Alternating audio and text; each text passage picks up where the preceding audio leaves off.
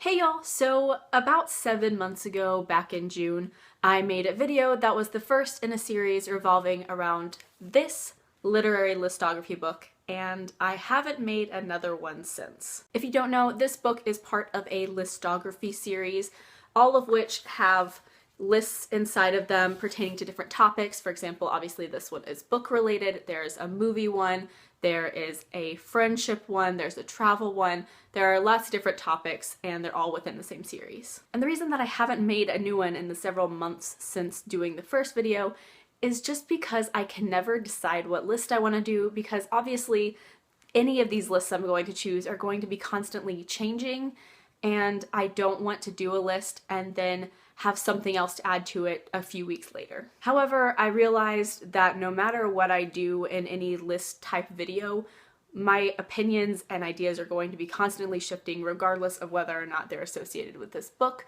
So I just decided to make a new one on the topic that I was most interested in doing one on. And the one that I decided to go with is my favorite book covers. Now for this list, I did decide to limit it to books that I own, because there are some really gorgeous covers out there that I can admire, and there are hundreds of thousands of them, but I don't own all of those, and I will never be able to list off all of the ones that I find beautiful, so I will only be talking about ones that I own. And though I don't have a ranking of these covers per se, I will be starting out with some of the lower tier favorites, and then I'm going to transition into the ones that are like my ultimate favorite covers ever. That being said, let's jump into the list. First up is the paperback cover of Ready Player One by Ernest Cline. I honestly can't really pinpoint what it is about this cover that I love so much.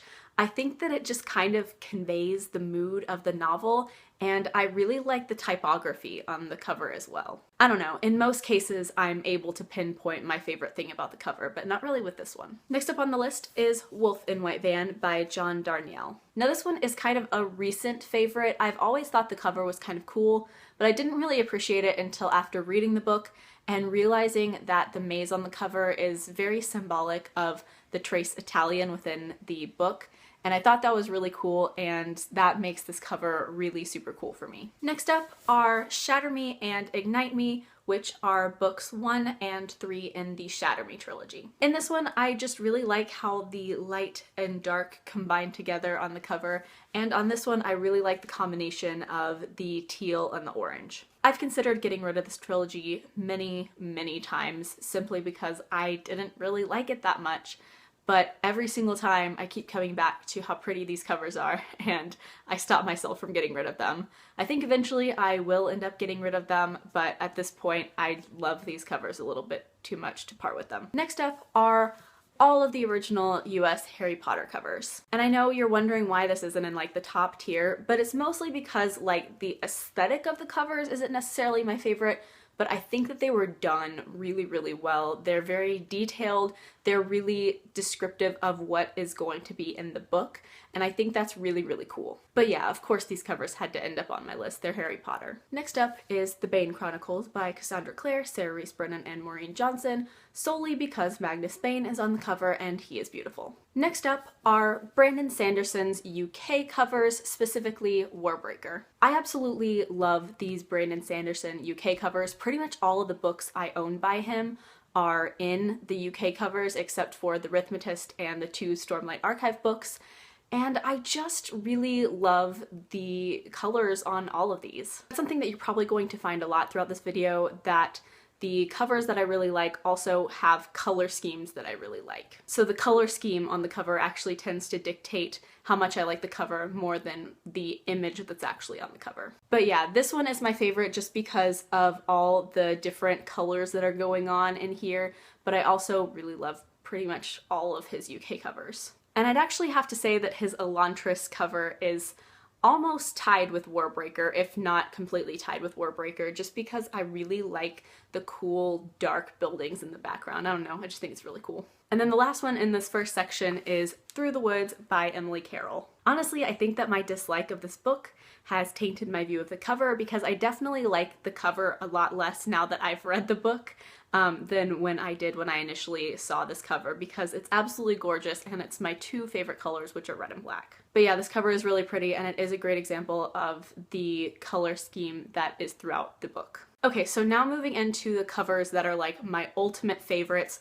I haven't counted how many are in here, but I'm gonna estimate like 5 or 6. So let's just jump into that section. So the first ones in this section are Across the Universe and A Million Suns by Beth Revis, which are the first 2 books in the Across the Universe trilogy. Between the two, A Million Suns is my favorite, and it's also my favorite book in the trilogy, but this trilogy is just really awesome, and I am still mad that they changed the cover for the 3rd book. Because how on earth is this cover prettier than these? Like, I'm sorry, there is not a comparison. There's nothing wrong with this cover. It's just this was what they had to work with, and they ended up with this. But I've ranted about this in several videos in the past, so I'm gonna move on. Next up is I'll Give You the Sun by Jandy Nelson. This cover is super simple, but it is just so pretty with all of the different colors going on. And I don't know, once again, this one doesn't really have an explanation for why I love it so much. I think it's just the myriad of colors on the cover, and it's just really pretty. Next up is Unsaid Things, Our Story by McFly. Now you're probably thinking, Kristen, this cover is super boring compared to the ones that you have been showing us.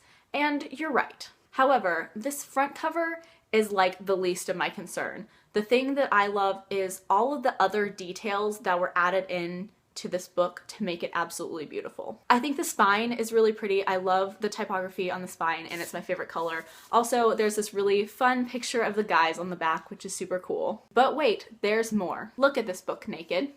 Just look at it. It's so fun naked. And also, these pages on the inside, the end pages, are so cool, and they're so McFly, and I just absolutely love the construction of this book. And I know that's not necessarily the cover, like obviously this is not the cover, but the construction of this book is so beautiful, and that's why it's one of my favorites. Next up is The Chimes by Anna Smale. Now I loved this cover before I actually read the book because I loved the color scheme going on both on the front as well as on the back.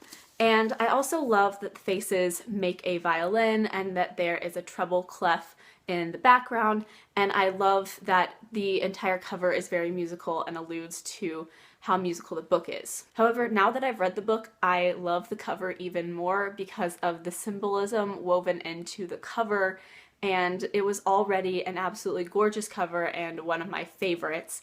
But that just made it even slightly better, just like with the little details in the Harry Potter covers. Also, you can like subtly see the strings of the violin running down the cover, and it's just a really clever and beautiful cover, and I really, really, really love it. Also, I just read this at the beginning of February, and it was amazing. Probably not for everyone, but I frickin' loved it. So now we've gotten down to the last 2, which are possibly my 2 favorites on the list. I'm not completely sure, but these 2 are definitely ones that come to the forefront of my mind the most when I think of my favorite covers.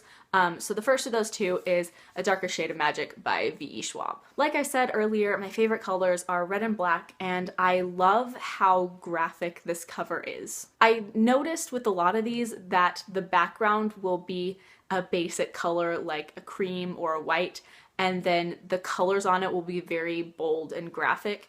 And that's kind of what's going on right here, and that's really what I love about it. And it's also a really good depiction of the book because in this world there are several different Londons, including Red London and Black London. And so I think that's really cool that not only is it incorporated on the cover, but it's incorporated so beautifully. And I also really like the way that the theme is carried on through the back. I think the back is really pretty as well with the red and the black and the gray. And I surprisingly really like the font as well. I typically prefer sans serif font versus serif font. If you don't know what that is, look it up because I don't really know how to explain it. But this is a serif font, and for some reason I really like it. I don't know. I just really love this cover, and when I first saw this book, I immediately wanted to know what it was about because the cover was just so beautiful. And then when I learned what the book was about, I got even more excited because it was a fantasy dystopian in London, which is kind of my favorite combination of things. And so, yeah, you know, I was really excited for this one, and it did not disappoint. And finally, the book that probably has my favorite cover of all time, and I know that that is a very bold statement, but this cover is just really gorgeous. And that is The Fade Out Volume 1 by Ed Brubaker. I don't know, I think this cover is just a combination of multiple different things that I really love. Like, you know, like I said, red and black are my favorite colors, and it's got that on it, and the red turns into blood that goes down the typewriter and shows that it's kind of a murder mystery, and the font is really cool, and it, you know, alludes to the noir aspect of this. And I really like typewriters. I don't know if I've ever mentioned that, but I think typewriters are super cool.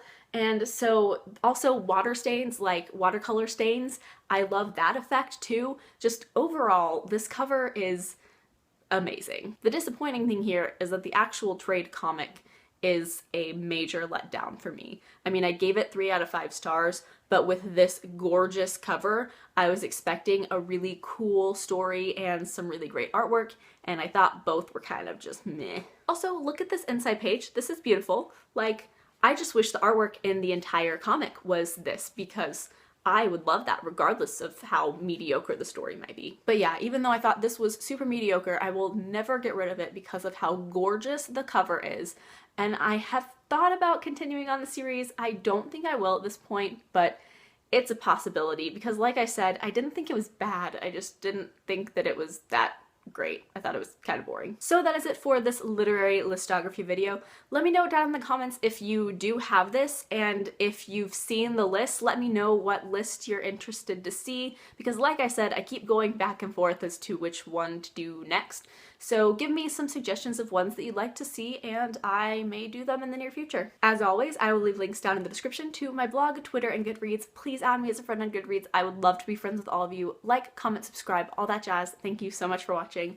Bye! Also, I just realized when grabbing the books for the thumbnail that pretty much all of the books that I showed in this video came from my red shelf versus my TBR shelf. So that's kind of interesting. Topic for discussion soon? Maybe.